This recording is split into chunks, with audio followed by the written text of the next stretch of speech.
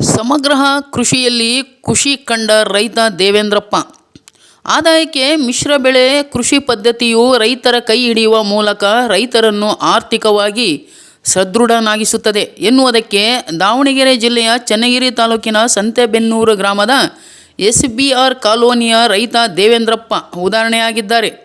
ತಮ್ಮ 2 ಎಕರೆ ಜಮೀನಿನಲ್ಲಿ ಹೀರೆಕಾಯಿ, ಸೌತೆಕಾಯಿ, ಹಾಗಲಕಾಯಿ, ಟೊಮೊಟೊ ಹಾಗೂ ಮೆಣಸಿನಕಾಯಿ ಬೆಳೆದು ನಿರಂತರ ಆದಾಯ ಪಡೆದು ದೇವೇಂದ್ರಪ್ಪ ಮಾದರಿ ಕೃಷಿಕರಾಗಿದ್ದಾರೆ.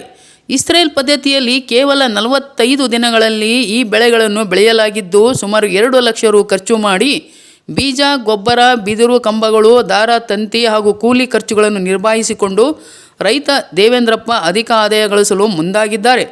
ಮೊದಲ ಕಂತಿನ ಬೆಳೆಯಲ್ಲಿ 50 ಚೀಲ ಹೀರೆಕಾಯಿ ಹಾಗೂ 20 ಚೀಲ ಸೌತೆಕಾಯಿ ಮಾರಲಾಗಿದೆ.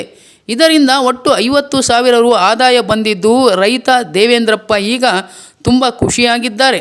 ಮುಂದಿನ 3 ತಿಂಗಳಲ್ಲಿ ಅಂದಾಜು ಸುಮಾರು 4-5 ಲಕ್ಷ ರು ಆದಾಯ ಪಡೆಯುವ ನಿರೀಕ್ಷೆ ಇದ್ದು ಪ್ರತಿಯೊಬ್ಬ ರೈತರು ಸಮಗ್ರ ಕೃಷಿಯ ಮೂಲಕ ಅಧಿಕ ಲಾಭ ಪಡೆದುಕೊಳ್ಳಲು ರೈತ ದೇವೇಂದ್ರಪ್ಪ ಸಲಹೆ ನೀಡಿದರು.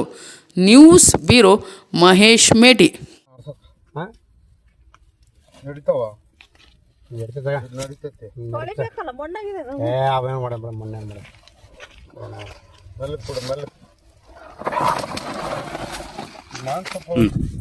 ಇದು ಟೋಟಲಿ 2 ಎಕರೆ ಬರ್ತದೆ ಭೂಮಿ.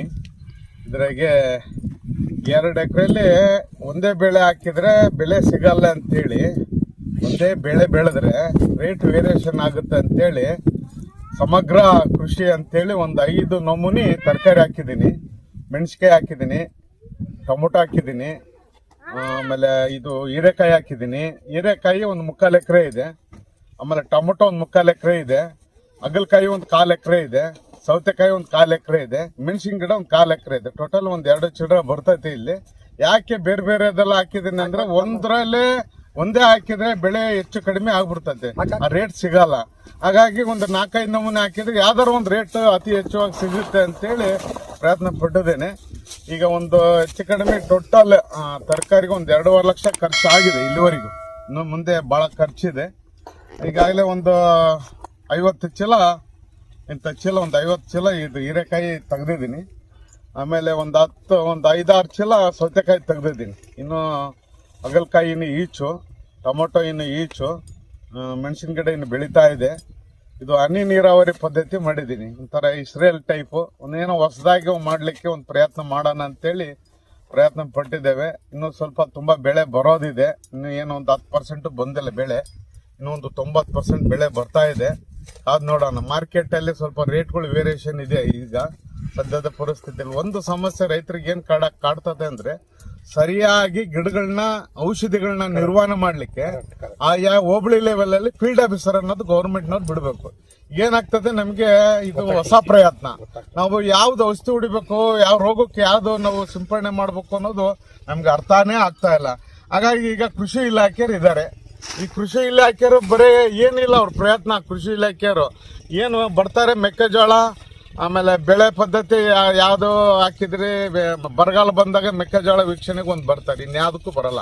ಈ ಥರ ತರಕಾರಿಗೆ ಬಂದರೆ ಒಂದು ಗುಣಮಟ್ಟದ ಔಷಧಿ, ಗುಣಮಟ್ಟದ ಗೊಬ್ಬರ ಕೊಡಲಿಕ್ಕೆ ಅನುಕೂಲ ಆಗ್ತದೆ. ಫಾರ್ ಎಕ್ಸಾಂಪಲ್ ಬೆಂಗಳೂರು ಹತ್ರ ನಾನು ಮೊನ್ನೆ ದೊಡ್ಡಬಳ್ಳಾಪುರ, ಚಿಕ್ಕಬಳ್ಳಾಪುರ, ಆ ಕಡೆ ಕೋಲಾರ ಕಡೆ ಹೋಗಿದ್ದೆ. ಕೋಲಾರದಲ್ಲಿ ಒಂದು 50-60 ನಮೂನೆ ತರಕಾರಿ ಬೆಳೀತಾರೆ. ಎಷ್ಟು ಇಳುವರಿ ತೆಗಿತಾರೆ ಅಂದ್ರೆ ಅವರಿಗೆ ಅಲ್ಲಿರ್ತಕ್ಕಂಥ ಅಧಿಕಾರಿಗಳು ಸಂಪೂರ್ಣ ಮಾಹಿತಿ ಮತ್ತೆ ಏನೇನು ಬೇಕು ಸಜೆಷನ್ ಎಲ್ಲ ಕೊಡ್ತಿರ್ತಾರೆ. ಅವರೇ ಹೊಲಕ್ಕೆ ಬಂದು ನೋಡಿ ಏನೇನು ಬೇಕು ಅಂತ ಸಜೆಷನ್ ಕೊಡ್ತಾರೆ. ಆ ಭಾಗದಲ್ಲಿ ಬಹಳಷ್ಟು ತರಕಾರಿ ಬಹಳ ಮುಂದುವರೆದಿದೆ.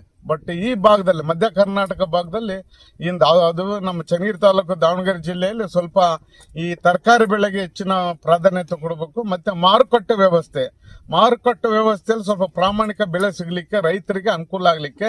ಇವತ್ತು ರೈತರು ಈ ದೇಶದ ಬೆನ್ನೆಲುಬು.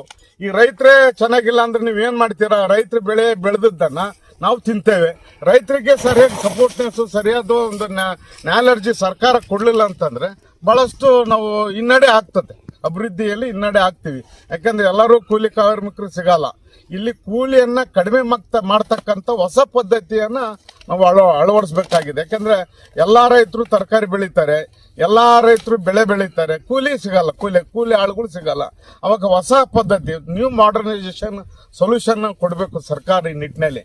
ಯಾಕಂದ್ರೆ ಹೋಬಳಿಗೆ ಒಂದೊಂದು ರೈತ ಸಂಪರ್ಕ ಕೇಂದ್ರ ಇದೆ. ಆ ರೈತ ಸಂಪರ್ಕ ಕೇಂದ್ರ ರೈತರ ಆಫೀಸಲ್ಲೇ ಇರ್ತಾರೆ ಅಧಿಕಾರಿಗಳು. ಯಾರು ಈ ಹೊಲಕ್ಕೆ ರೈತರ ಹತ್ರ ನೇರವಾಗಿ ಭೇಟಿ ಕೊಡ್ತಕ್ಕಂಥ ಕೆಲಸ ಆಗ್ತಾ ಇಲ್ಲ. ನಾವೇ ರೈತರು ಅಲ್ಲಿ ಹೋಗ್ತೇವೆ, ಅಲ್ಲಿ ಅವ್ರಿಗೆ ಕೃಷಿ ಇಲಾಖೆಗೆ ಏನ್ ಬೇಕೋ ಅದು ಹೇಳ್ತಾರೆ. ಇಲ್ಲಿಗೆ ಬಂದ್ರೆ ಹೊಲದಲ್ಲಿ ಆ ತರಕಾರಿ ಪ್ಲಾಂಟ್